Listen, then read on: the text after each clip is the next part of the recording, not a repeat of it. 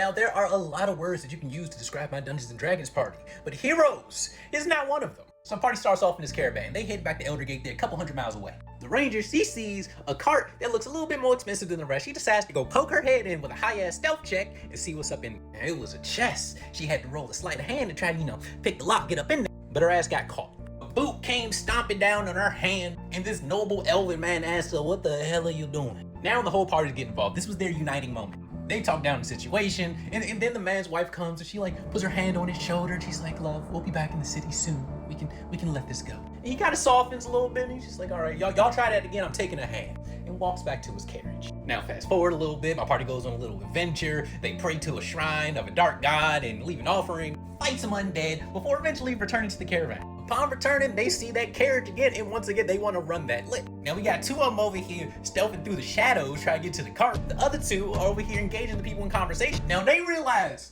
that this woman, the wife, is actually like this really famous clothing designer up in Elder Gate. She makes this world's version of Gucci. Her husband come out in his blue and gold trim robe, once again, fantasy Gucci. And the players actually start engaging with these characters, right?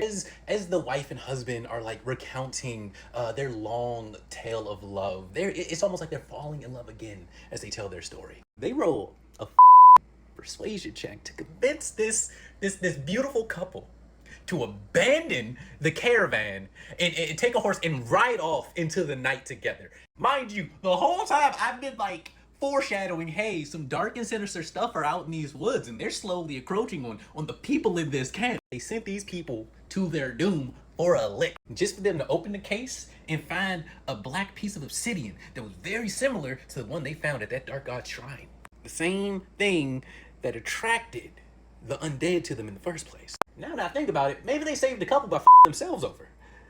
I can't wait until next session. If you're interested in actually seeing the story unfold, we'll be streaming this Sunday at 4 p.m. EST. You should tune in right here on TikTok or YouTube, wherever you're seeing this video, right?